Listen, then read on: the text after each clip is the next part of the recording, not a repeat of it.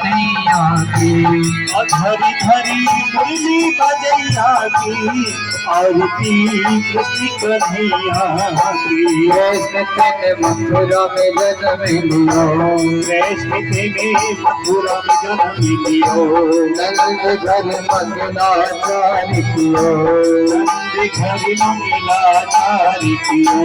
यशोदा गोद कन्हैया की, अधर धर मुरली हरी मुरली बजैया की आरती कृष्ण कन्हैया की। कृष्ण तेने कंता सुर मानो, कृष्ण तेने कंता सुर मानो। राम तेने भूमि भार तारो, राम तेने भूमि भार तारो।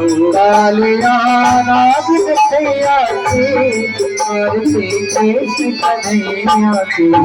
हरी हरी मुरली बजैया की आरती कृष्ण कन्हैया की। कृष्ण तुम्हें अर्जुन के प्यारे, कृष्ण तुम्हें अर्जुन के प्यारे। कृष्ण तुम्हें अर्जुन के प्यारे, कृष्ण तुम्हें अर्जुन के प्यारे। कृष्ण तुम भक्तन के रखवारे, कृष्ण तुम भगतन के रखवारे। यमुना तट रास रखैया की, आरती कृष्ण कन्हैया की। धरी धरी मुरली बजैया की आरती कृष्ण कन्हैया की। कृष्ण तुम यशोदा के छैया, कृष्ण तुम यशोदा के छैया। राम दाऊ के भैया, दाऊ के भैया। मोहन बने रास रचैया के, आरती कृष्ण कन्हैया की। धरी धरी मुरली बजैया की आरती कृष्ण कन्हैया की। आरती कार्तिक कृष्णानंदे, आरती कार्तिक कृष्णानंदे। मन में होते अति आनंदे, मन में होती अति आनंदे। नाम रखैया की, आरती कृष्ण कन्हैया की। हरी मुरली बजैया की आरती कृष्ण कन्हैया की। कर्पूर गौरम करुणावतार, कल्हार दारम भुजेन्द्रहार, सदा वदन भवं भवां शैतं नमामि। त्वमेव माता पिता त्वमेव, त्वमेव बन्धु सखा त्वमेव, त्वमेव वेत्ता द्रविणं त्वमेव, त्वमेव सर्वं मम विभो, त्वमेव सर्वं मम विभो, त्वमेव सर्वं मम विभो।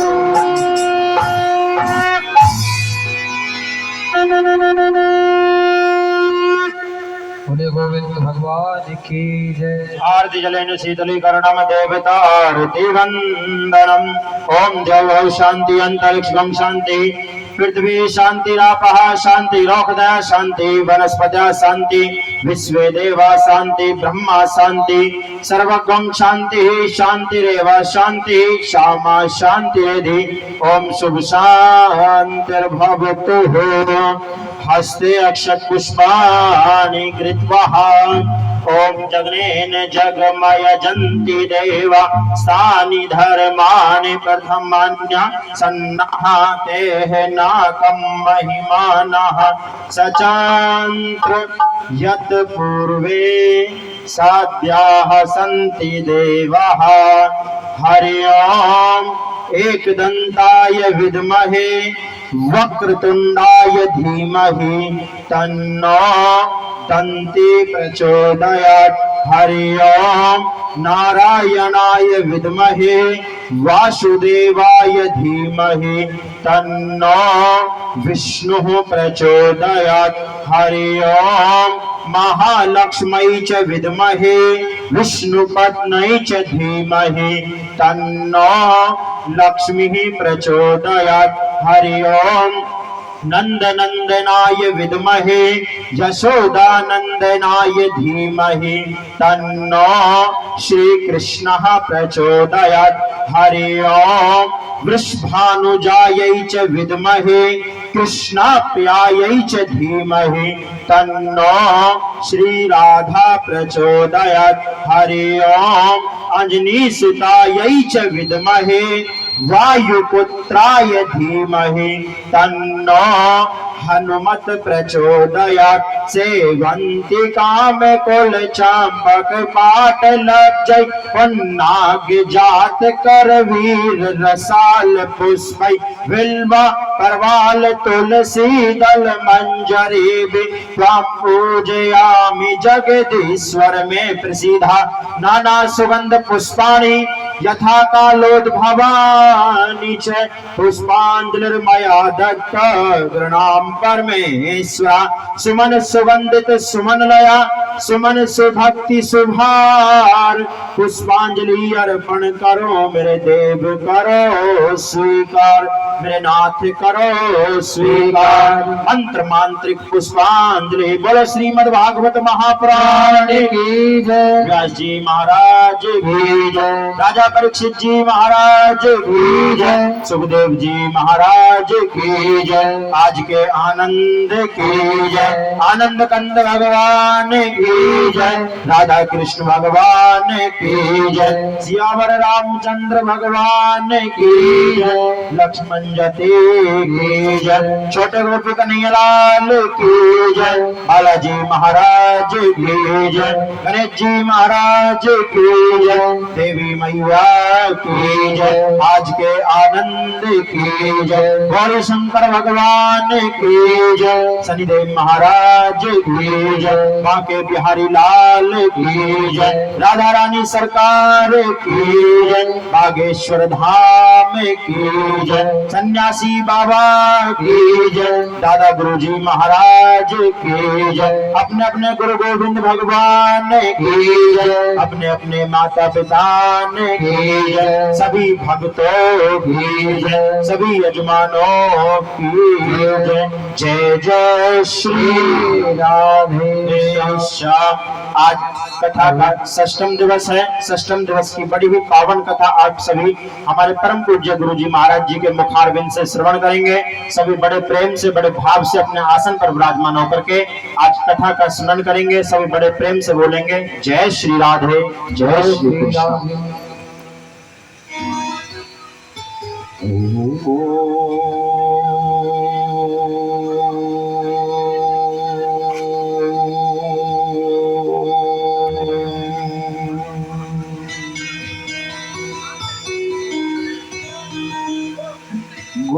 गुरुर्ब्रह्मा गुरुर्विष्णु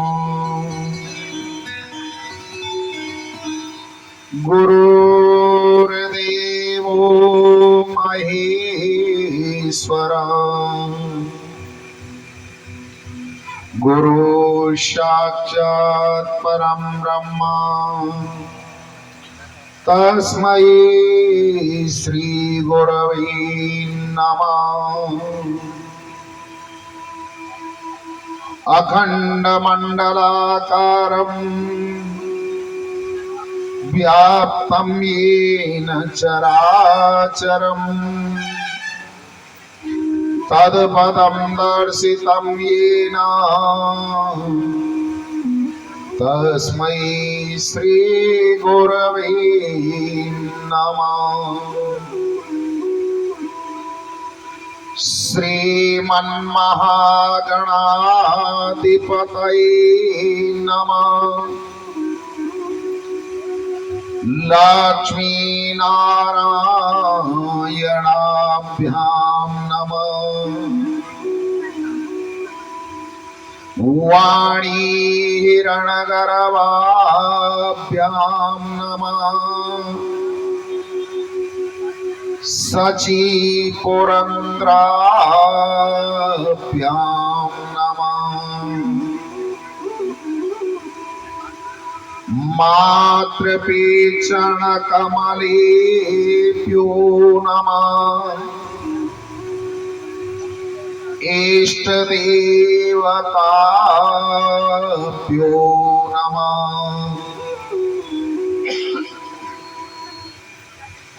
ग्राम देवताभ्यो नमः। कुल देवताभ्यो नमः। वास्तु देवताभ्यो नमः। सर्वेभ्यो देवेभ्यो नमः। सर्वेभ्यो ब्राह्मणेभ्यो नमः। वागीश्वराय नमः। सन्यासी देवाय नमः। दादा गुरुभ्यो नमः। एतत् कर्म प्रधान देवताभ्यो नमः। सिद्धि बुद्धि सहिताय श्रीमन्महागणाधिपतये नमः। सच्चिदानंद रूपाय विश्वोत्पत्त्यादितवे तापत्र विनाशाय श्रीकृष्णाय वयं नमः। यं प्रव्रजन्तमनुपेतमपेतकीर्त्यं द्वैपायनो विरह कातरया जुहाव। पौत्रेति तन्मया तरवो विनोदस्तम् सर्वभूतहृदयं मुनिमानतोऽस्मि। कर्पूरगौरं करुणावतारम् संसारसारं भुजगेन्द्रहारम् सदा वसन्तमहृदयारविन्दे भवं भवानी सहितं नमामि। या देवी सर्वभूतेषु शक्तिरूपेण संस्थिता नमस्तस्यै नमस्तस्यै नमस्तस्यै नमो नमः। मनोजवं मारुततुल्यवेगं जितेन्द्रियं बुद्धिमतां वरिष्ठम् वातात्मजानवानरयूतमोक्यम् श्रीरामदूतं शरणं प्रपद्ये। शुक्लां ब्रह्मविचारसारे परिमां माद्यां जगद्व्यापिनी वीणां पुस्तकधारिणीमभयदाम् जाड्यान्धकारापहाम् हस्ते स्फाटिकमालिकामविधवती पद्मासने संस्थिता वंदे तां परमेश्वरी भगवती बुद्धि प्रदां शारदां। जय जय श्री राधा रमण, जय जय श्री नवल किशोर, जय गोपी चित चोर प्रभु, जय जय माखन चोर।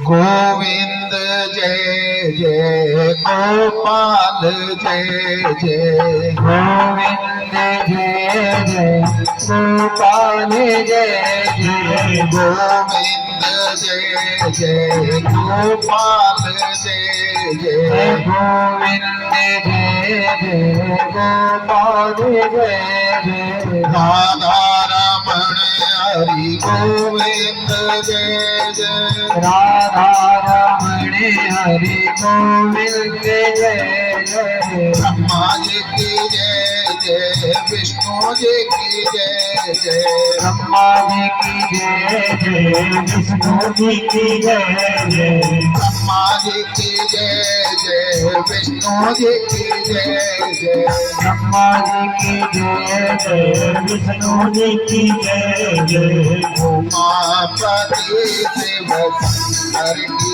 जय जय उमापति शिवशंकर की जय जय गोविंद जय जय गोपाल जय जय गोविंद जय जय गोपाल जय जय राधा रमण हरि गोविंद जय जय राधा रमण हरि गोविंद जय जय गंगा जी की जय जय यमुना जी की जय जय गंगा जी की जय जय यमुना जी की जय जय गंगा जी की जय जय यमुना जी की जय जय गंगा जी की जय जय यमुना जी की जय जय सरस्वती तेरे बेटी की जय जय सरस्वती देवी की जय जय गोविंद जय जय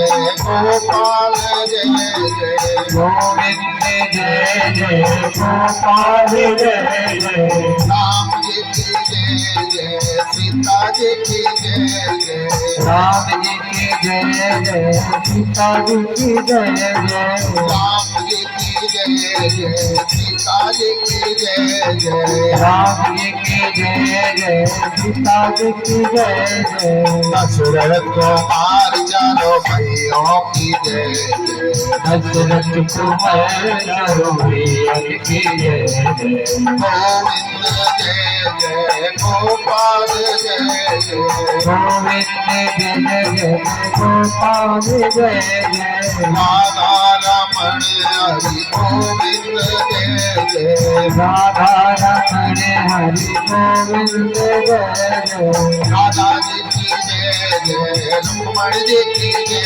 जय राधा जी की जय जय रुक्मण जी की जय जय राधा जी की जय जय रुक्मण जी की जय जय राधा जी की जय जय रुक्मण जी की जय जय और मुकुट बंसी वाली की जय जय मोरे मुकुटे बंसी वाले की जय जय गोविंद जय जय गोपाल जय जय गोविंद जय जय गोपाल जय जय राधा रमण हरि गोविंद जय जय राधा रमण हरि गोविंद जय जय गोविंद जय जय बोलो गोपाल जय जय गोविंद जय जय बोलो गोपाल जय जय गोविंद जय जय बोलो गोपाल जय जय गोविंद जय जय बोलो गोपाल जय जय राधा रमण हरि गोविंद जय जय राधा रमण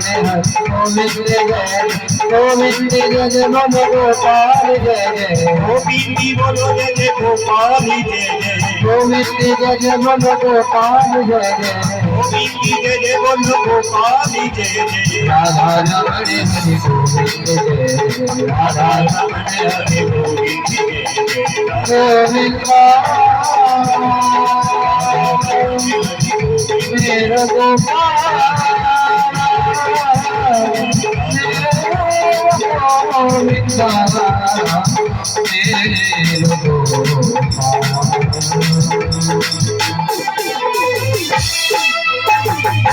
बोलो गोविंद भगवान की जय राधा रानी की जय प्रभु जी व्यास जी महाराज की जय सुखदेव जी महाराज की जय परीक्षित जी महाराज की जय देवी मैया की जय श्री बागेश्वर धाम की जय जय जय श्री राधे श्याम।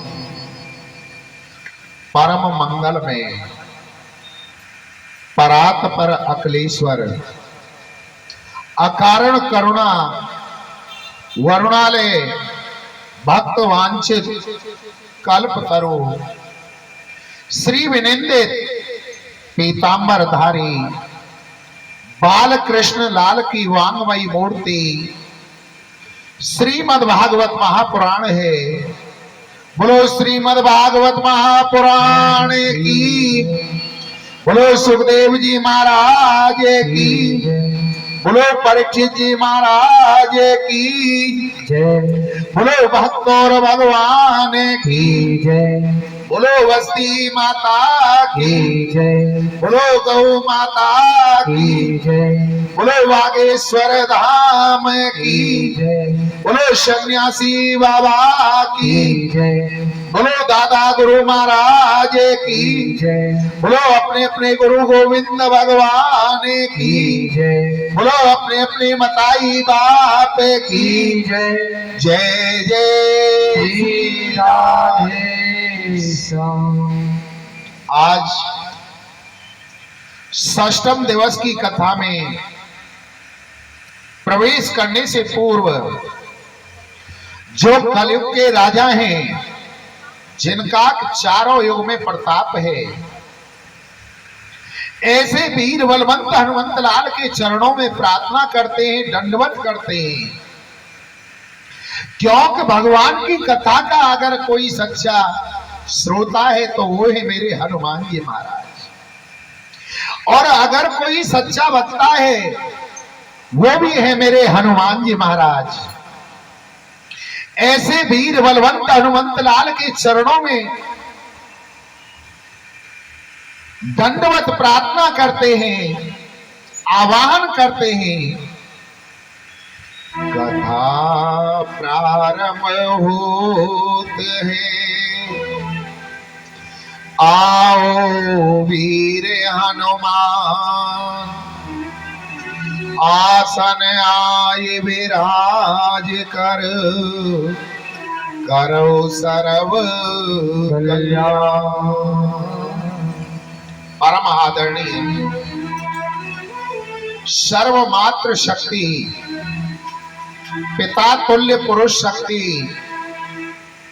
विप्र समाज, संत समाज, मेरे भक्त श्रोता,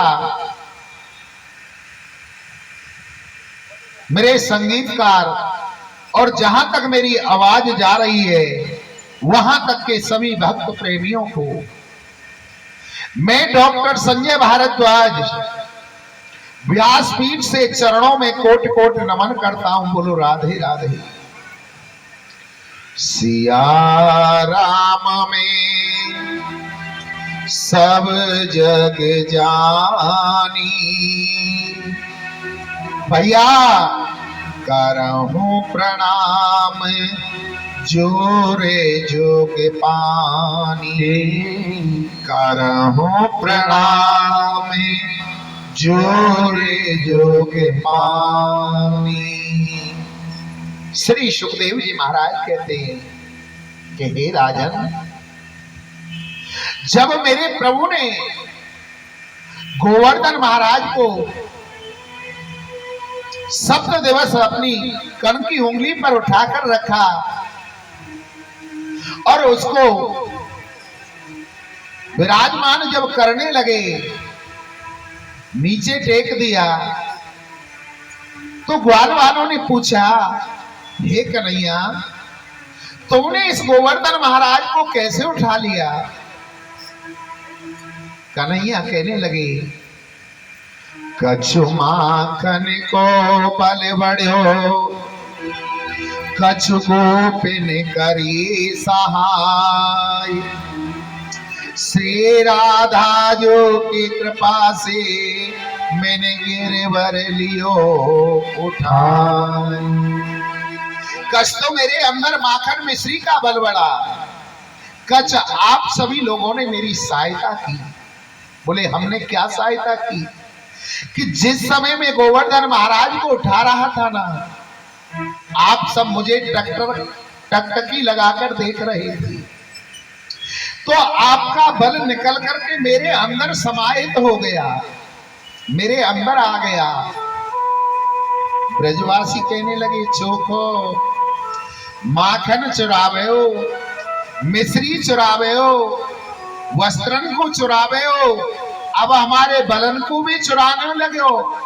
हम जमी तो के कम इतनो खावे, हमारो आखिर बल कहां जा रहे हो? बल को भी चुराने लगे हो। श्री राधा जी की कृपा से मैंने गिरवर लियो उठाए। गोविंद कहते हैं, राधा रानी की कृपा से मैंने इस गोवर्धन महाराज को उठा लिया। श्री सुखदेव जी महाराज वर्णन करते हैं कि हे राजन, मेरे गोविंद ने जब उस पर्वत को उठाया,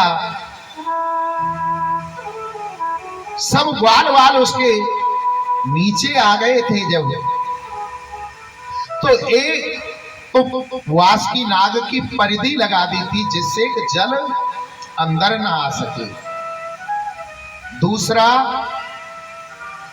एक तरफ अपने सुदर्शन चक्र को जल सुखाने के लिए आवाहित कर दिया, और एक तरफ अगस्त जी महाराज उस जल को पी रहे हैं। श्री सुखदेव जी की ऐसी वाणी सुनकर के राजा परीक्षित कहने लगे, हे गुरुवर, ये अगस्त जी कौन है और इन्होंने इतना जल क्यों पिया? श्री सुखदेव जी महाराज कहने लगे कि हे राजन, जब मेरे प्रभु श्री राम लंका के युद्ध को जीत कर आए, रावण, कुंभकर्ण, विभीषण आदि का वध करके आए, मां जानकी को लेकर अयोध्या आए, तो मां जानकी ने प्रभु श्री राम से एक दिन कहा कि हे प्रभु, आप ऐसा कोई ब्राह्मण न हो तो जो मैं घर के आंगन में आकर, मेरे चौका में आकर रुच करके भोज करे। ऐसा नहीं 10-20 पूरी खाए और कहे कि मेरी तृप्ति हो गई। मुझे संतुष्टि हो कहा मेरे घर में आंगन में चौका में किसी ब्राह्मण ने भोजन किया है। जानकी जी की ऐसी वाणी सुनकर के प्रभु श्री राम ने निमंत्रण भेज दिया अगस्त जी के पास में कि हे अगस्त जी महाराज, आप जरा रुच करके जानकी के चौका में भोजन करना। अगस्त जी निमंत्रण को स्वीकार करके और जानकी मां के यहां भोजन करने आ जाते हैं प्रभु श्री राम के यहाँ। मैया जानकी ने अगस्त जी महाराज के लिए 56 प्रकार के भोग बनाए और सुबह से भोग प्रारंभ हुआ 10 बजे से, और भोग करते करते शाम हो गई। जो कुछ भी माता जानकी ने बनाया था सबको अगस्त जी पा गए। मां जानकी ने गणेश जी महाराज का आवाहन कर लिया। गणेश जी रिद्धि सिद्धि को लेकर आ गए। रिद्धि सिद्धि अब पूड़ियां बेल रही हैं, सब्जियां अमनिया कर रही हैं, और गणेश जी महाराज पूलियों को तल तल के निकाल रहे हैं, सब्जियां बना रहे हैं, हलवाई का काम कर रहे हैं। आदेश कर दिया कि अगस्त जी महाराज भूखे नहीं रहने चाहिए। भोजन करते करते 20 दिन हो गए। 20वें दिन मां जानकी ने अगस्त जी से कहा कि महाराज बीच में जल पी लेना चाहिए भोजन के। अगस्त जी कहने लगे कि बीच जब आएगा जभी तो भोजन में जल पी आ जाएगा, अभी तो बीच ही नहीं आया। जानकी जी प्रभु श्री राम के पास गई और जाकर के कहने लगी कि महाराज कैसे ब्राह्मण को आपने घर में बुला दिया, जितना राशन था अधिकतर सब लग लिया, और मैंने उनसे कहा कि महाराज बीच में जल पी लो, तो कह रहे कि बीच आएगा जभी तो जल पिया जाएगा, अभी तो उनका बीच नहीं आया। राम जी ने कहा हे देवी, कल जब आप भोजन प्रसादी परोसने के लिए जाओ ना, तो उस भोजन प्रसादी में एक तुलसी पत्र डाल ले जाना। 21वें दिन जब जानकी मैया अगस्त जी महाराज को प्रसादी देने गई, भोजन देने गई जब, तो उसमें तुलसी पत्र डाल करके ले गई। और जैसे ही अगस्त जी ने उस भोजन को पाया तो उनको डकार आ गई और कहा कि हमारी तृप्ति हो गई, हमारा भोजन पूर्ण हुआ, अब आप जल लेकर के आ जाओ। जानकी मैया कहने लगी, प्रभु श्री राम भी वहां आ जाते हैं कि महाराज इस पृथ्वी पर 3 हिस्से में जल है और 1 हिस्से में पृथ्वी है। व्यक्ति जितना भोजन करता है उसका 1/3 जल अवश्य पीना चाहिए। आपने भोजन किया कितने दिन? 21 दिन। और 21 का 1/3 कितना होगा?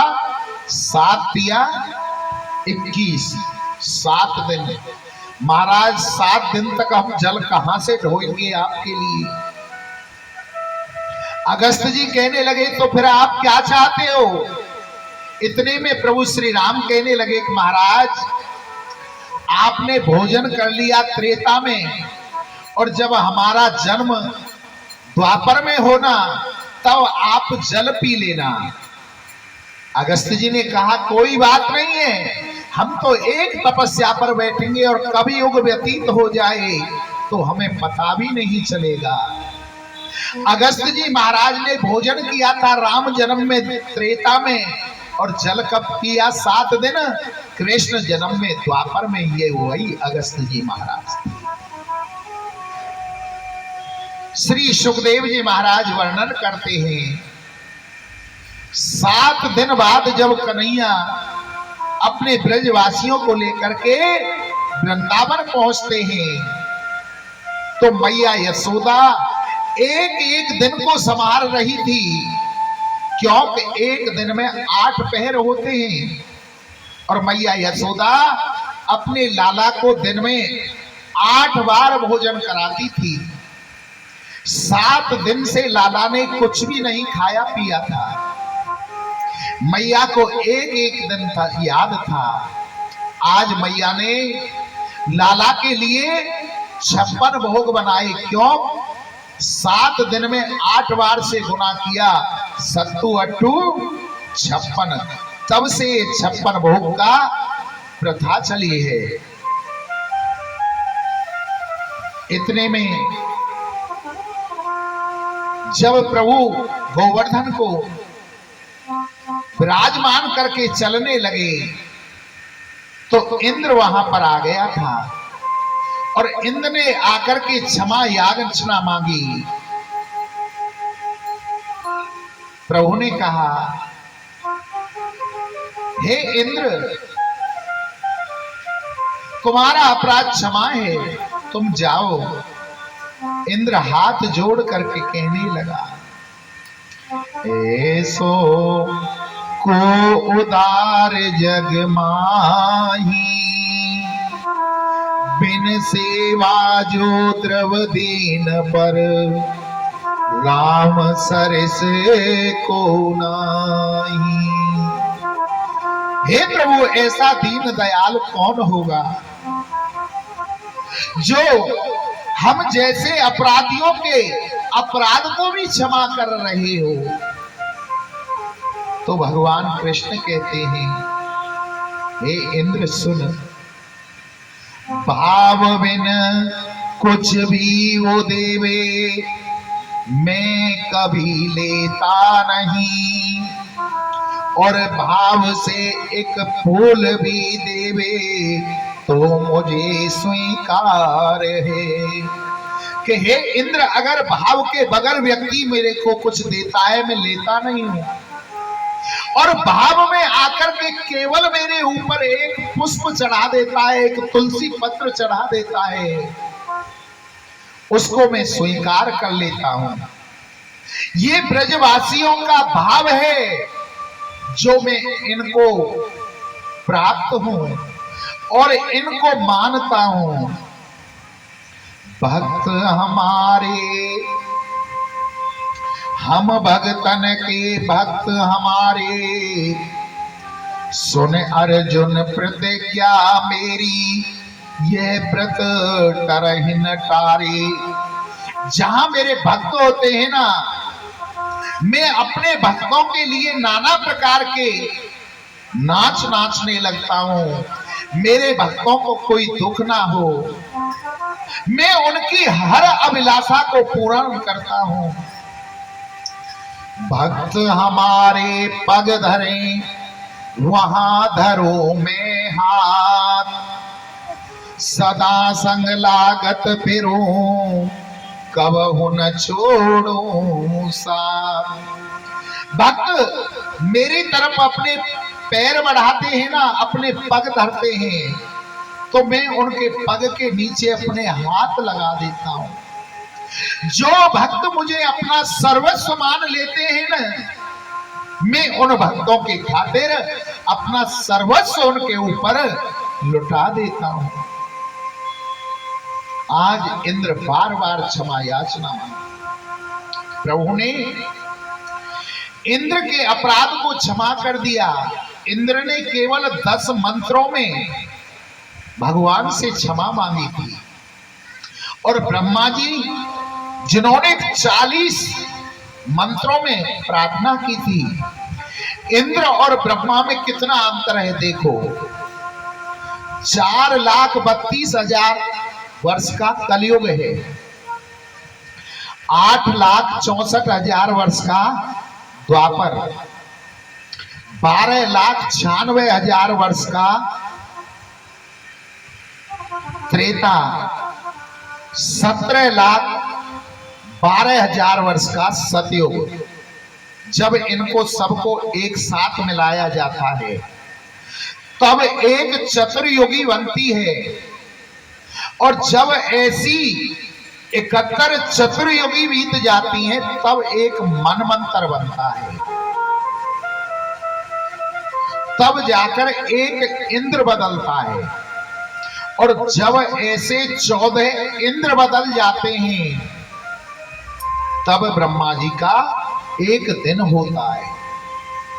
कितनी बड़ी आयु है ब्रह्मा की इंद्र से। उन ब्रह्मा जी ने 40 मंत्रों में भगवान से क्षमा याचना मांगी थी, और इंद्र का कितना छोटा पद, उसने केवल 10 मंत्रों में क्षमा मांगी, इंद्र के अपराध को क्षमा कर दिया, परंतु ब्रह्मा जी से नहीं बोले हैं। उसका कारण क्या था? दोनों ने अपराध किया, ब्रजवासियों को कष्ट देने का। ब्रह्मा का क्या अपराध था? ब्रह्मा जी कृष्ण के ग्वाल वाल सखाओं को, गौ गोपालों को चुराकर ब्रह्मलोक ले गए, और 1 वर्ष तक उनको उनसे दूर रखा। और इंद्र का क्या अपराध था?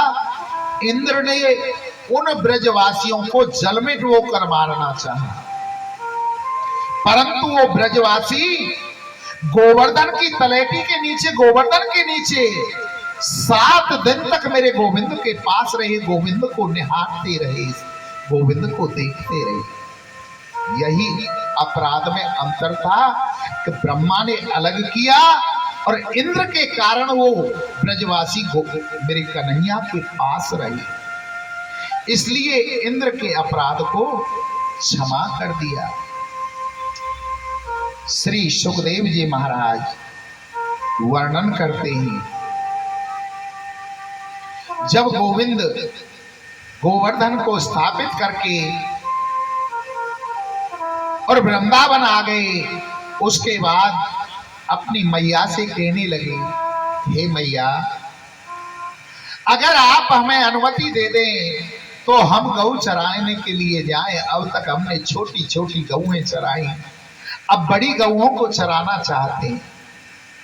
तो कार्तिक शुक्ला गोपा अष्टमी के दिन मेरे प्रभु ने गऊ चराने की अनुमति मांगी। तो नंद बाबा ने जितनी गऊएं थी 9 लाख, उन सब गऊओं के सींगों को सोने से मढ़वाया, सबके खुरों को चंदन लगाया, उसके बाद चांदी से मढ़वाया, प्रत्येक गऊ के मस्तक पर हल्दी का स्वास्तिक लगाया। और आज मेरे गोविंद पहली बार बड़ी गऊओं को चराने के लिए कार्तिक शुक्ला गोपा अष्टमी के दिन अपने सखाओं के साथ जाते हैं। मैया को आज मन में शांति नहीं है, क्योंकि आज पहली बार गोविंद वृंदावन से दूर गऊओं को चराने गए। जब गऊओं को चराने गए, जो कलियू लाए थे, बाल भोग लाए थे, वो ब्रह्म मुहूर्त में, प्रात बेला में पालिया उसको, और गऊओं को चराते चराते बहुत दूर निकल गए। दोपहर बाद उनको भूख लगने लगी, तो अपने मित्रों से, सखाओं से कहा कि हे सखाओ, हमको भूख लग रही है, कुछ भोजन की व्यवस्था करो ना। ग्वाल वाल हाथ जोड़ करके कहने लगी, इस जंगल में हम महाराज आपके लिए भोजन कहां से लाएं? कृष्ण ने ध्यान लगाकर देखा, पूर्व दिशा की ओर कुछ धुआं उड़ रहा था। बोले, आप उधर जाओ पूर्व दिशा की ओर, देखो वहां कोई ब्राह्मण यज्ञ कर रहे हैं, यज्ञ का धुआं उठ रहा है, आप वहां जाकर के हमारे लिए कुछ भोजन मांग लाओ उस ब्राह्मण देवताओं से। कृष्ण की आज्ञा पाकर कृष्ण सखा वहां जाकर उन भूमि के ब्राह्मणों को प्रणाम करके कहने लगे, हे भूमि देवा शृणुता कृष्ण आदेश कारिणा प्राप्ता जानीत भद्रम वो गोपाननो राम चोदितान। हे भूमि के ब्राह्मण देवताओं, हम कृष्ण के आदेश से आपके पास में आए हैं, क्योंकि आज कृष्ण गऊओं को चराते चराते बड़ी दूर निकल आए हैं और उनको भूख लगी हुई है। आप हमको उनके लिए प्रसादी दे दो, भोजन दे दो। ब्राह्मण अपने यज्ञ में लगे हुए, उन्होंने उन ग्वाल वालों की वाणी को नहीं सुना और अपने यज्ञ में स्वाहा स्वाहा स्वाहा स्वाहा इसमें लगे रहे। ग्वाल वालों ने देखा कि इन ब्राह्मणों ने हमारी प्रणाम भी स्वीकार नहीं की और ये हमारी बात भी नहीं सुन रहे हैं। ग्वाल वाल हताश होकर वहां ब्राह्मणों के पास से लौटकर गोविंद के पास आ गए। गोविंद ने पूछा, हे सखाओ, हे मित्रों, तुम हमारे लिए कुछ खाने को लाए? तो मित्रों ने कहा, हाँ लाए, खाक लाए, खाएगा? गोविंद कहने लगे, अरे भैया ऐसे क्यों कह रहे हो? बोले उन ब्राह्मणों को इतना अभिमान को उन्होंने हमारी प्रणाम भी नहीं ली।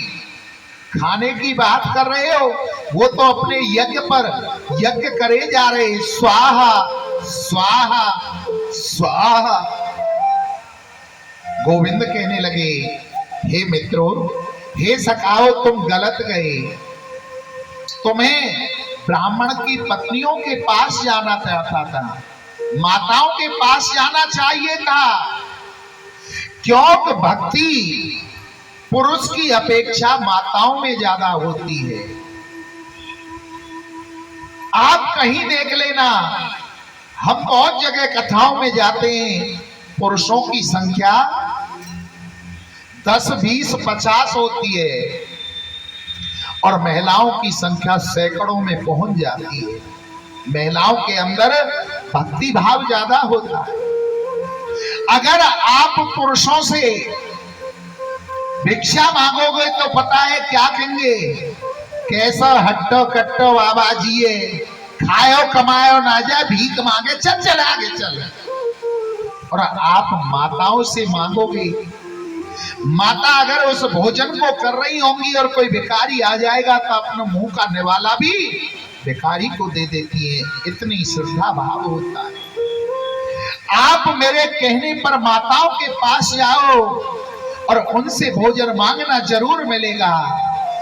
आज कृष्ण के कहने पर सखा ब्राह्मण पत्नियों के पास जाते हैं, और जब ब्राह्मण पत्नियों के पास गए तो उन्होंने कहा, आओ लल्लू जी, तुम्हारा स्वागत है, कहो किस कारण आए हो।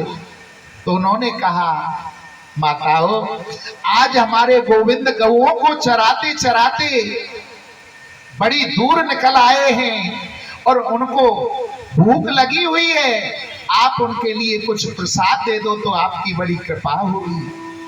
उन माताओं ने उन ग्वाल वाल सखाओं को बैठाया, लल्लू जी तुम बैठो, शीतल जल पाओ, लड्डू खाओ, और गोविंद के लिए हम स्वयं 56 प्रकार का भोग बना करके ले चलती हैं, तुम 2 मिनट बैठो। आज उन माताओं ने अपने हाथों से गोविंद के लिए 56 प्रकार के भोग बनाए, थालियों में सजा लिया और लेकर के चलने को हुई तो सोचने लगी कि हमारे पति पूछने लगे, कहां जा रही हो, तो क्या जवाब देंगी। परंतु पति तो यज्ञ पर यज्ञ कर रहे हैं, मुंह से तो वो बोलेंगे नहीं, ज्यादा से ज्यादा क्या करेंगे, इशारों से वो पूछेंगे। और जब हम उनकी तरफ देखेंगे ही नहीं, नैनों से नैन ही नहीं मिलेंगे, तो वो हमसे कहां से पूछ पाएंगे। तो जिधर वो ब्राह्मण यज्ञ कर रहे थे, उन ब्राह्मण पत्नियों ने उधर पर्दा कर लिया, जिससे नेत्र से नेत्र ना मिले, घूंघट कर लिया, और भोजन को लेकर के वहां पहुंचती हैं तो कृष्ण कहते हैं, स्वागतम वो महाभागा आस्यताम करवाति मां यन्यो द्रक्ष्यतया प्राप्ता उपयनम मिदही वह। हे माताओं, तुम्हारा स्वागत है, आओ। आज उन माताओं ने गोविंद को देखा और अपने हाथों से आज उन माताओं ने गोविंद को भोजन पाया, खिलाया। आज माताएं बड़ी प्रसन्न हो रही हैं कि ये गोविंद हमारे हाथों से भोजन पा रहे हैं। जा पर कृपा राम की होई, ता पर कृपा करें सबको। आज उन ब्राह्मण पत्नियों पर जब परमात्मा की कृपा हुई और वो जब भोजन करा करके लौटने लगी और अपने पतियों के पास आई, तो उनके पति सोचने लगे कि हमसे भली तो हमारी पत्नियां हैं, जो हम वर्षों से यज्ञ पर यज्ञ किए जा रहे हैं, स्वाहा स्वाहा स्वाहा, परंतु आज तक उस परब्रह्म परमात्मा ने हमें दर्शन नहीं दिया। हमसे भली तो हमारी पत्नियां हैं जो स्वयं उस परब्रह्म परमात्मा को अपने हाथों से भोजन खिला करके आई है। आज वो ब्राह्मण अपने आप को धिक्कारने लगते हैं। दिग जन्मा निरस्त्रवस्त्र विद्याधिकं व्रत बहु ज्ञातम, धिक कुल धिक क्रिया दाज्यम विमुखता ये तदोक्षहि। धिक्कार है हमारे जन्म को, धिक्कार है ऐसी विद्या को जिसको पढ़ करके हमारे अंदर अभिमान आ गया। धिक्कार है ऐसे कुल को जिसमें हमने जन्म ले लिया, हम अभिमान करने लगे। हमसे अच्छी तो हमारी पत्नियां हैं जो परब्रह्म परमात्मा का दर्शन करके आई।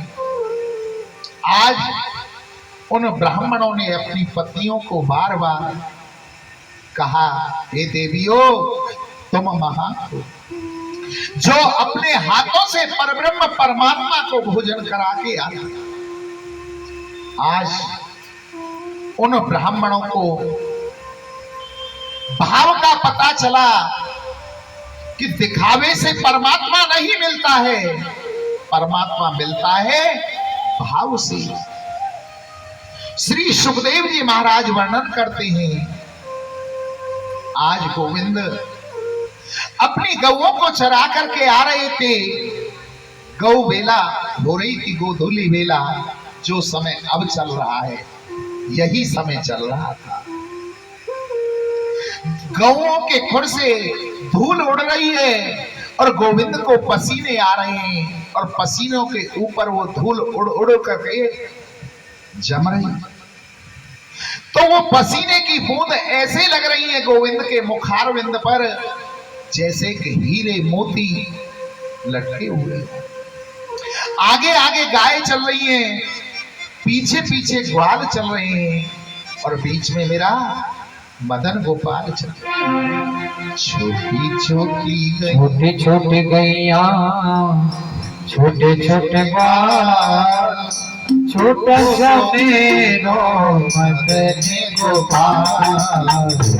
छोटी गैया छोटे छोटे ग्वाल, छोटा सा मेरो मदनी गोपाल। छोटी छोटी गैया, छोटे छोटे ग्वाल, छोटा सा मेरो मदन गोपाल। छोटी गैया छोटे छोटे ग्वाल, छोटा सा मेरो मदनी गोपाल।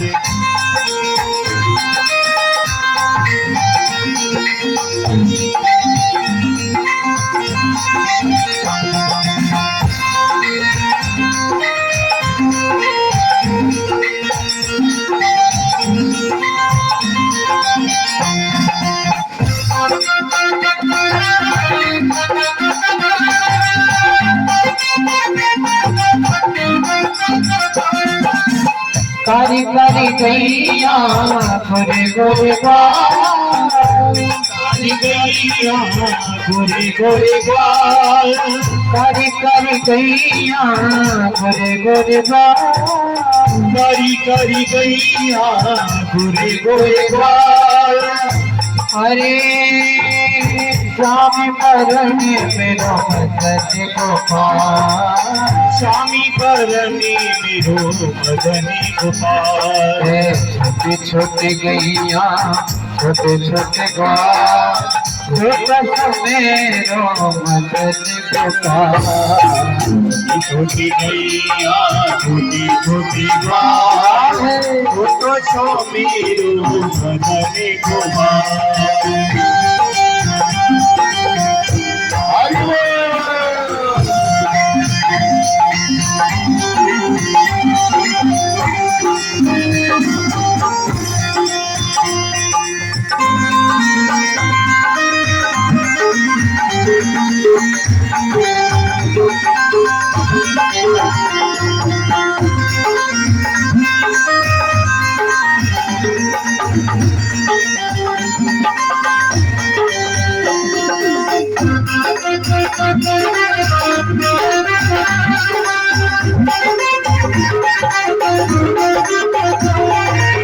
घास खाए गैया दूध पीने घास खाए गैया दूध पीने ग्वाल, घास खाए गैया गैया दूध पीने घास खाए गैया दूध पीने ग्वाल। अरे माखन खावे मेरो मदन गोपाल, माखन खावे मेरो मदन गोपाल।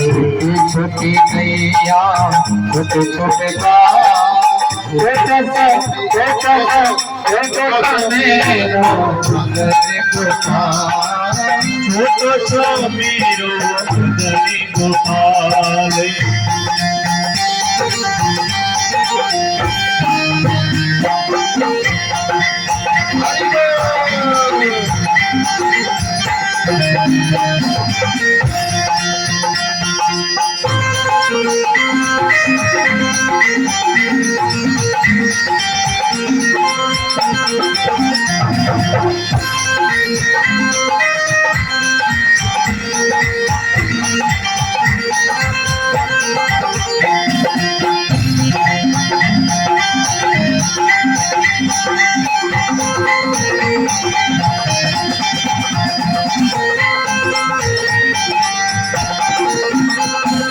छोटी छोटी लकुटी छोटे छोटे हाथ, छोटी छोटी लकुटी छोटे छोटे हाथ, छोटी छोटी लकुटे छोटे छोटे हाथ। छोटी छोटी लकुटी छोटे छोटे हाथ। बंसी बजावे मेरो मदन गोपाल, ओ बंसी बजावे मेरो मदन गोपाल। छोटी छोटी गैया छोटे गोपाल, छोटी छोटी गैया छोटे छोटे ग्वाल, छोटे छोटे मेरो मदन गोपाल। छोटो छो मेरो मदन गोपाल। छोटी छोटी सखियाँ मधुबन गाँव, छोटी छोटी सखियाँ मधुबन गाल, छोटी छोटी सखियाँ छोटे छोटे छोटी छोटी सखियाँ मधुबन गाँव। छोटी छोटी सखियाँ मधुबन गाल। हरी रात रचावे मेरो मदन गोपाल, ओ राशि रचावे मेरो मदन गोपाल। छोटी छोटी गैया छोटे छोटे गाँव, छोटे छोटे छोटे मेरो मदन गोपाल। छोटो छो मेरो मदन गोपाल।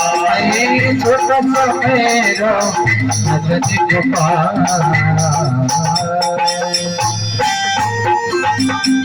गोविंद भगवान की जय जय श्री राधे श्याम। आज कन्हैया गौओं को चरा करके आते हैं। माने बड़ा लाड प्रेम किया मेरे गोविंद पर। श्री सुखदेव जी आगे वर्णन करते हैं। शरद पूर्णिमा की रात्रि को मेरे गोविंद ने अपने मन में सोचा कि ये गोपियां मुझसे बड़ा प्रेम करती हैं, मुझे इनके साथ में रास करना है। आज गोविंद अपनी वेणु को लेकर के, बंसी को लेकर के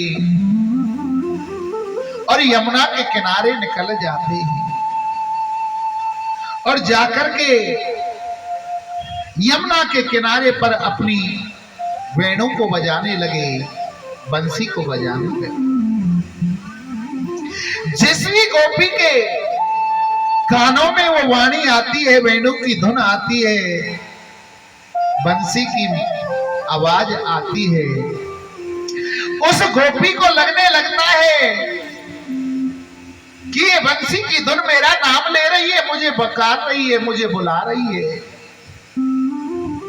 जो गोपी जिस कार्य में लगी हुई थी उस कार्य को वहीं छोड़ती है और जहां गोविंद मुरली बजा रहे हैं वहां के लिए दौड़ लगा देती है। कोई गोपी उस समय श्रृंगार कर रही थी, आधा श्रृंगार किया, कानों में आवाज आई बंसी की, एक आंख में काजल लगाया है, दूसरे में लगा नहीं पाई है, और गोविंद की बंसी की आवाज आने लगी, वेणु की आवाज आने लगी, दौड़ लगा दी जहां गोविंद मुरली बजा रहे। कोई गोपिका वस्त्र बदल रही थी, आधे ही वस्त्र बदले को उसे लगने लगा कि गोविंद इस वेणु से मेरा नाम पुकार रहे हैं, आधे वस्त्रों में ही दौड़ लगा देती है। कोई गोपी गौ की धार निकाल रही थी, आधी धार निकाल पाई है, और जैसे ही कानों में मुरली की धुन आई है, काम को वहीं छोड़ करके, धार जो निकाल रही थी उसको वहीं छोड़ करके और दौड़ लगा देती है। कहां के लिए? जहां मेरे गोविंद कहा मुरली बजा रहे। कोई गोपी अपने पति को भोजन करा रही थी, पति ने कहा हे देवी सब्जी में राम रस कम है, जरा राम रस लेके आओ ना। पत्नी शक्कर का डिब्बा उठा लाती है और ला करके पूरा डिब्बा सब्जी में पलट दिया। पति कहने लगा अरे ओ बाबरी, मैं राम रस मांग रहा हूं, शक्कर नहीं। बोले बाहर में जाए तेरो राम रस और कुआं में जाए शक्कर, हम तो जा रहे हैं कृष्ण के चक्कर, हम तो जा रहे हैं गोविंद के पास, गोविंद हमें बुला रहा है। गोपी ने दौड़ लगा, लाखों गोपियां टोल के टोल जहां गोविंद मुरली बजा रहे थे वहां पहुंच जाते। उन गोपियों का आता हुआ देख करके मेरे गोविंद ने कहा स्वागतम वो महाभागा प्रियम किम कारिण वह ब्रजस्या नाम केचित ब्रूता गमनम कारणम। हे देवियों, तुम्हारा यहां आने पर स्वागत है, परंतु ये कारण तो बताओ, इतनी रात्रि में तुम अपने पतियों को छोड़ करके यहां क्यों आई हो? गोपियां एक दूसरे के चेहरे के मुख की ओर देखने लगी कि जिस गोविंद की खातिर हम अपना सर्वस्व छोड़ करके आई हैं और वही गोविंद हमसे पूछ रहा है कि हे गोपियों तुम क्यों आई हो? एक दूसरे की तरफ देखने लगी। गोविंद फिर उन गोपियों से कहने लगे शायद तुम ये देखने के लिए आई हो दृष्टम वनम कुसुम राकेश कर रंजितम यमुना नीललीलजे तरु पल्लव शोभितम। कि रात्रि बेला में, राकेश कहते हैं चंद्रमा को, चंद्रमा जब उदित होता है तो कैसा लगता है? यमुना नील लीलज, यमुना का जल कैसा लगता है? यमुना जब बहती है उसकी रेती कैसे चमकती है? शायद तुम ये देखने के लिए आए हो। अब तुमने दर्शन कर लिए, अपने पतियों के पास जाओ, क्योंकि स्त्रियों के लिए पतिव्रत धर्म सबसे ऊंचा बतलाया है। गोविंद कहने लगे हे ब्रज गोपियों, पतिव्रत धर्म में कितनी ताकत होती है। मैं तुम्हें एक कहानी सुनाता हूं, एक कथा सुनाता हूं। एक पति पत्नी का जोड़ा था। एक दूसरे से बड़ा प्रेम किया करते थे। पति किसान था, खेतों में कार्य करता था। एक दिन पति अपनी पत्नी से कहकर के कि मुझे आज खेतों में जरा अधिक कार्य करना है, परिवट करनी है, फसल बोनी है, कहकर के खेतों पर काम करने गया। उनकी एक संतान थी 8-9 माह की, 8-9 महीने का एक बच्चा था। तो वो किसान ब्रह्म मुहूर्त में ही 4 बजे अपनी पत्नी से कहकर खेतों पर काम करने के लिए चला गया। पूरे दिन उसने खेतों पर कार्य किया। दोपहर बाद जब 2-3 बज गए, तब तक उसका पति लौट करके नहीं आया। उसकी पत्नी, किसान की पत्नी, सोचने लगी कि आज मेरे स्वामी बड़े भूखे होंगे, अब मुझे उनके भोजन की व्यवस्था करनी चाहिए। अंगीठी जलाई, बरोसी जिसको कहते हैं, सब्जियां अम्मियां कर ली और पति के लिए भोजन बनाने के लिए अपने घर के आंगन में बैठ करके धान बीनने लगी, धान साफ करने लगी। जब धान साफ कर रही थी, अनाज साफ कर रही थी, तो जंगल से पति आता है। दिन का हारा थका हुआ, थकावट उसको हो रही है। देखा पत्नी अभी भोजन की तैयारी कर रही है, आकर के अपना सिर अपनी पत्नी की गोदी में रखा और गोदी में जब सिर रखा, थकावट के कारण उसको नींद आ गई, सो गया। उनका जो बच्चा था 8-9 माह का, वो घुटमन घुटमन चलना अभी सीखा ही था। कमरे से निकल करके आंगन में आया और उधर जाने लगा। जगदर बरोसी में अग्नि जल रही थी, अंगीठी में अग्नि जल रही थी। अब उस किसान की पत्नी उस बालक को देखने लगी। बालक बरोसी की ओर बढ़ रहा है। मन में सोचने लगी, मैं करूं तो करूं क्या? क्या अपनी गोदी में से अपने पति को उठाऊं जो दिन भर के हारे थके आए हैं, उनकी नींद लगी है?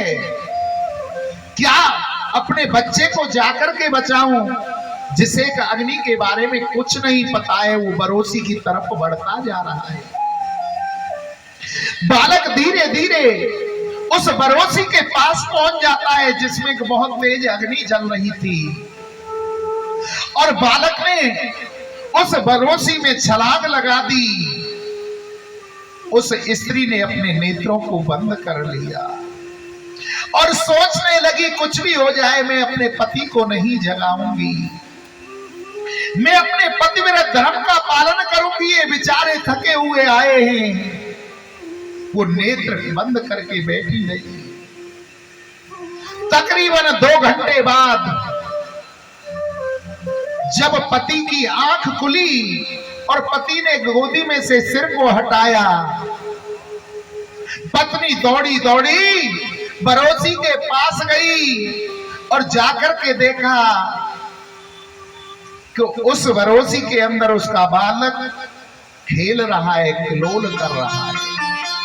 वो जलती हुई अग्नि भी उस बालक के लिए चंदन जैसी शीतल हो गई। किसके कारण? पतिव्रत धर्म के कारण। वो गोपियां कहने लगी कि हे कृष्ण, तुम हमें ऐसी क्या दंतक कथा सुना रहे हो? ऐसी दंतक कथा तो हमें भी बहुत आती है।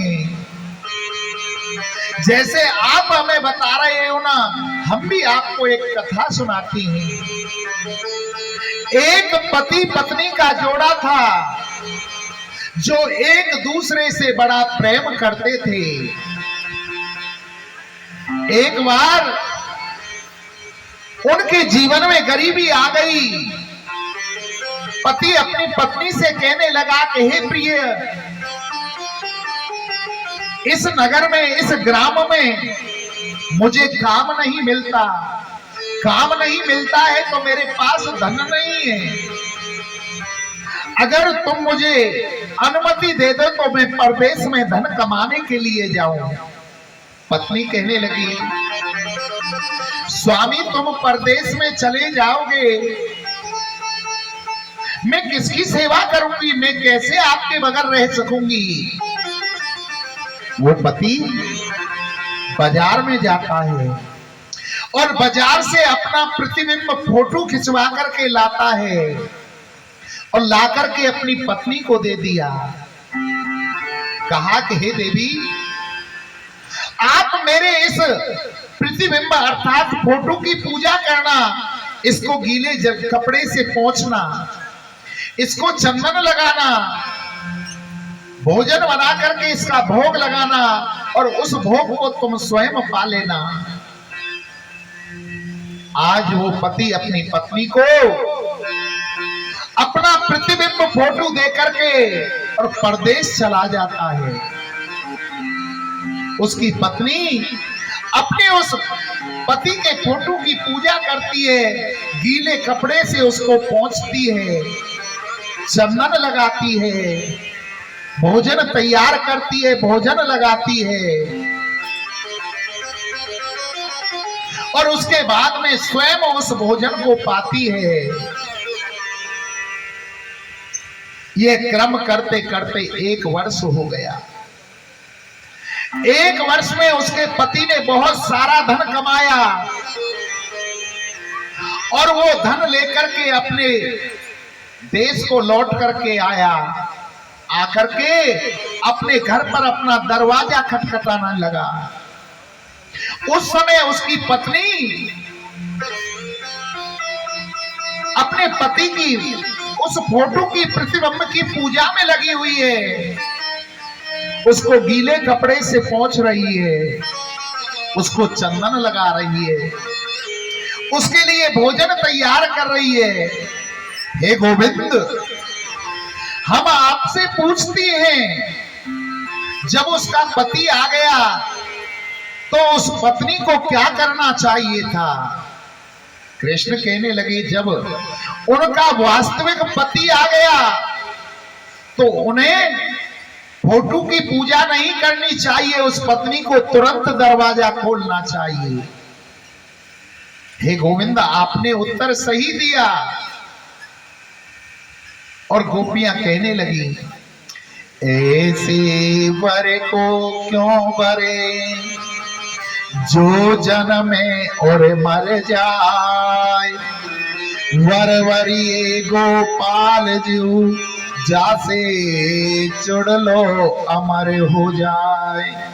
हे गोविंद, हम ऐसे पतियों का कहा करेंगे जो घर में हैं, जो जन्म लेंगे और मर जाएंगे। आत्मा का पति परमात्मा होता है। आज ये आत्माएं परमात्मा से मिलने के लिए आई हैं। हम अपना सर्वस्व छोड़कर आपसे मिलने आई हैं। गोपियों की ऐसी बात सुन करके 2-2 गोपियों के बीच में एक माधव बन जाते हैं। राधा रानी वहां पर आ जाती हैं और रास होने लगता है। जब रास हो रहा तो गोपियों के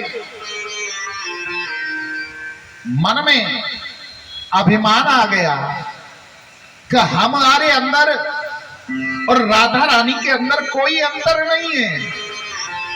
गोविंद हमारे साथ भी रास रच रहे हैं और राधा रानी के साथ भी रास रच रहे हैं।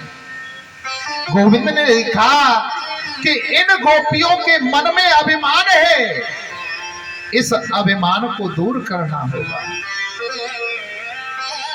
राधा रानी को लेकर के और उन गोपियों को वहीं अकेला छोड़ करके गोविंद अदृश्य हो जाते हैं, दूसरे वन में चले जाते हैं।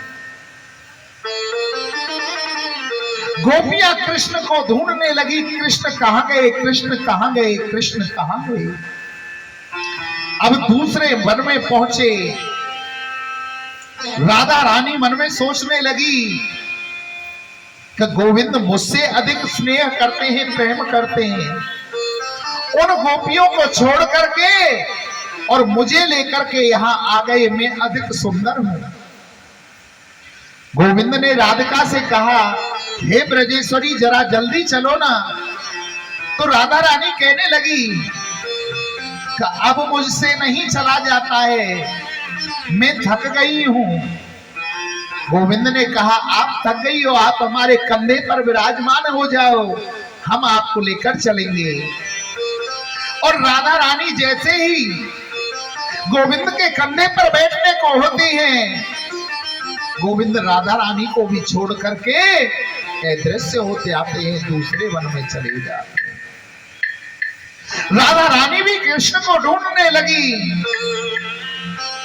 वो ब्रज गोपियां ढूंढती ढूंढती कृष्ण को राधा के पास में आ गई और राधा रानी को अकेली देख करके कहा कि हे ब्रजेश्वरी, हे राजेश्वरी, हे राधिका रानी, क्या गोविंद तुमको भी छोड़ करके चले गए? बोले हाँ, वो हमको भी छोड़ करके चले गए। आज उन्होंने कृष्ण को ढूंढना प्रारंभ किया, सभी गोपियों ने मिलकर के, राधा रानी ने मिलकर के, और ढूंढते ढूंढते कृष्ण की याद में वो अपने आप को ही कृष्ण समझने लगी। लाली मेरे लाल की जित देखो तित लाल, लाली देखन में गई तो मैं भी हो गई लाल। उन ब्रज गोपियों को लगने लगा कि हम ही कृष्ण हैं। जब उनको होश आया कि कृष्ण तो हमें छोड़ करके चले गए, अब वो गोपियां थक करके यमुना के किनारे पर आ गया। आज उन गोपियों ने मिलकर के एक गीत गाया जिसे हम गोपी गीत के नाम से जानते हैं। जो भी व्यक्ति इस गोपी गीत का पाठ करता है उन्हें गोविंद की प्राप्ति होती है। जयति तेधिकं जन्मना ब्रज श्रेयसेन्द्रिया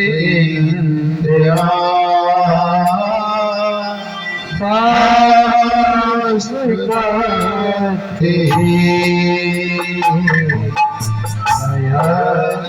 जयति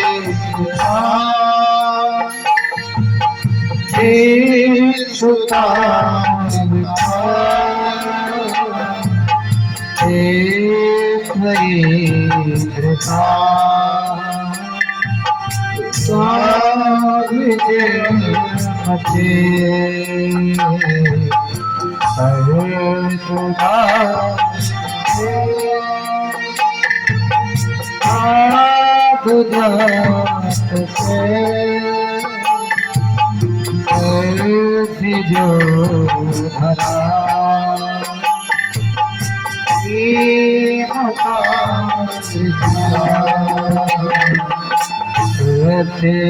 भरा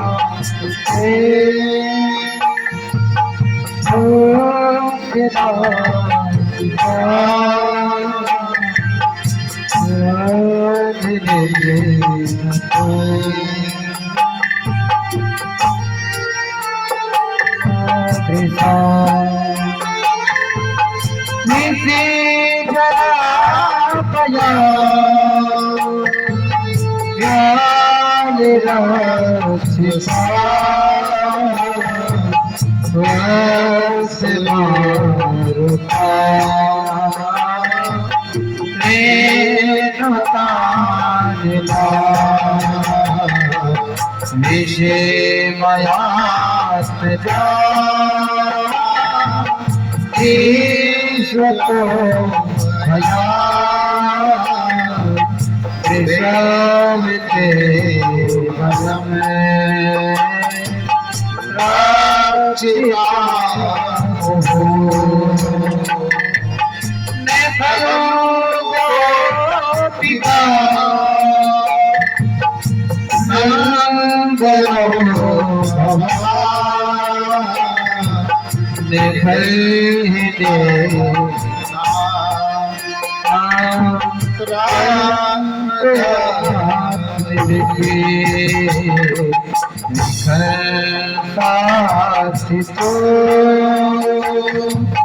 ने गोपिका सदा उदय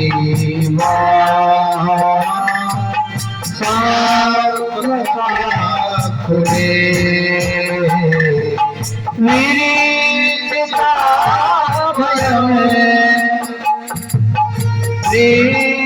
भय चरणियों संस्कृति भया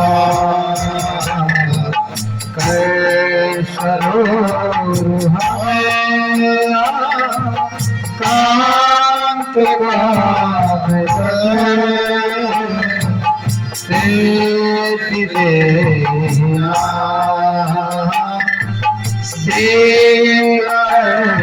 ग्रह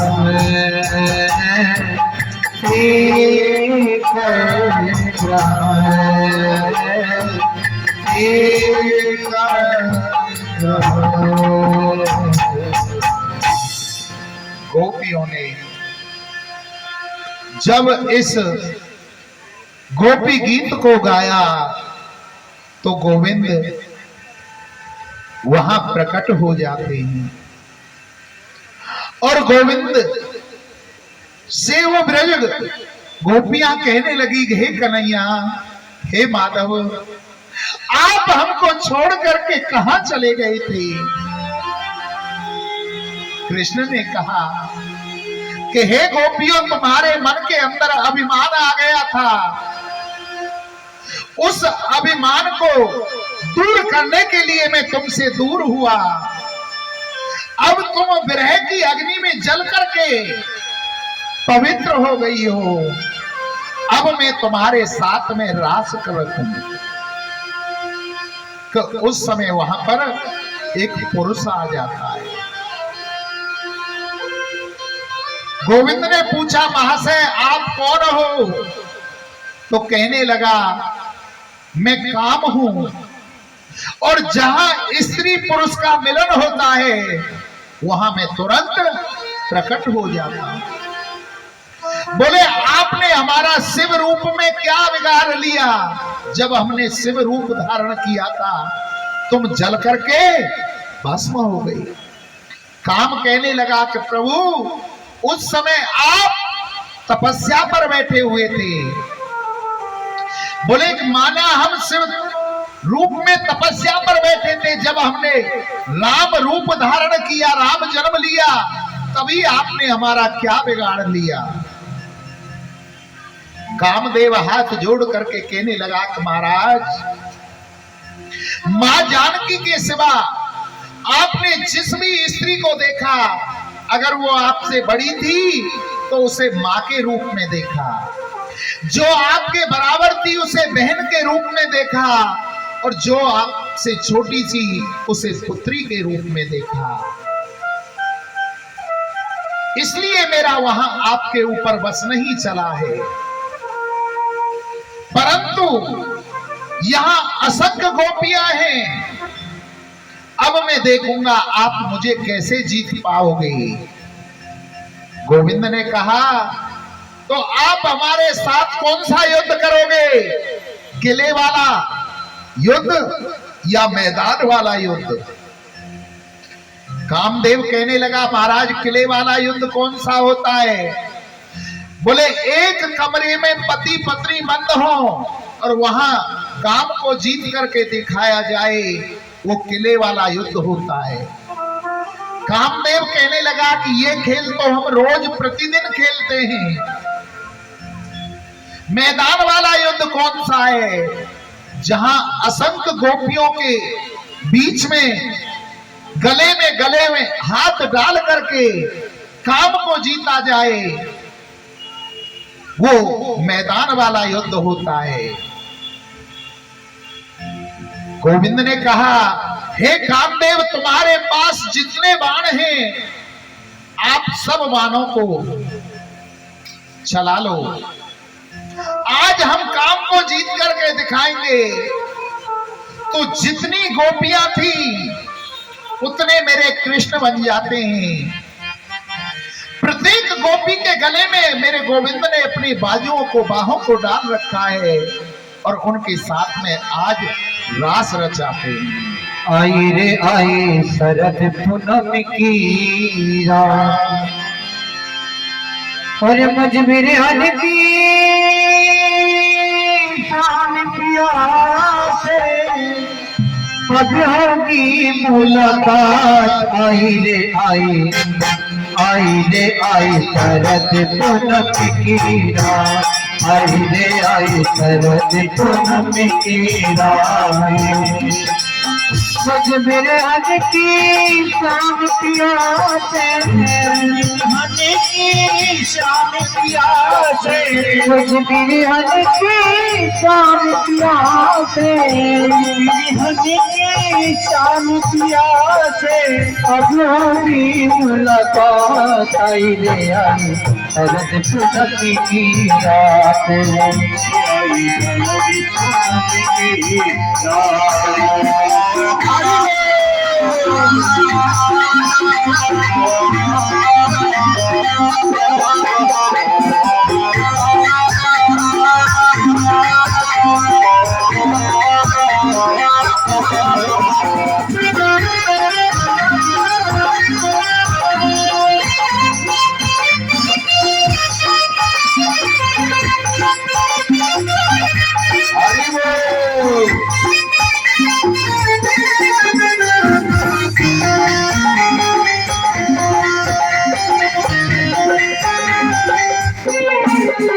अरे आज मैं सोने शिकार करूंगी, सोना शिकार करूंगी, आज मैं सोना शिकार करूंगी, आज मैं सोना शिकार करूंगी। मोतियन से मैं मांग भरूंगी, मोतियों से मैं मांग भरूंगी। माथे बिटिया की नथुनिया, माथे बिटिया की नथुनिया, सपना पे मोहार। आई रे आई शरद पूनम की रात, आई रे आई शरद पूनम की रात।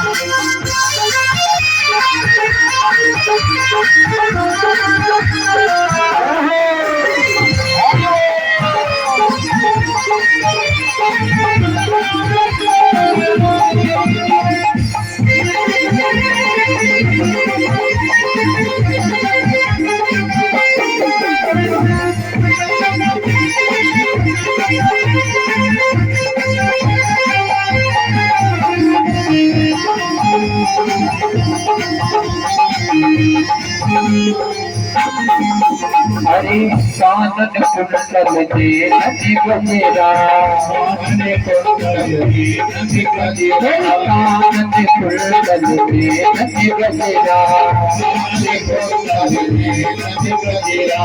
एक सजाऊं फूलन को गजरा, एक सजाऊं फूलन को गजरा, एक सजाऊं फूलन को गजरा, एक सजाऊं फूलन को गजरा।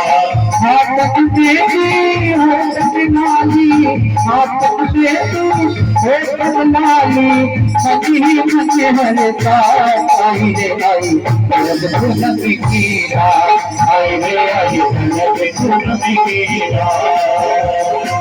मजबूर हन की शाम प्यासे, हन की शाम प्यासे, कुछ दुनिया के काम किया से अब होगी मुलाकात आई रे आई अलग पूनम की रात आई रे आई अलग पूनम की रात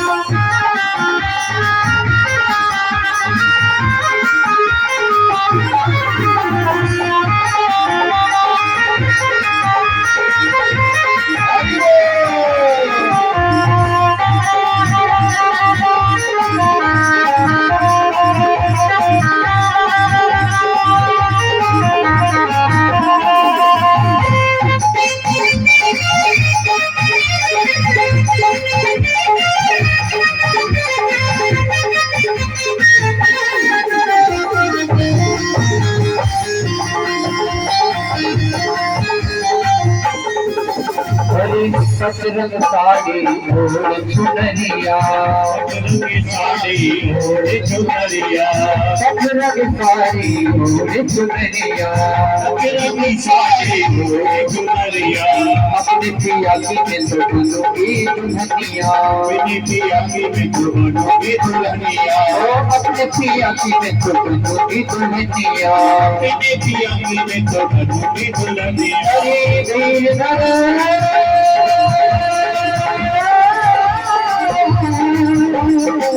धीरे धरेगा सावन मुझे अब सरसम चोल जात आई रे आई शरद पूनम की रात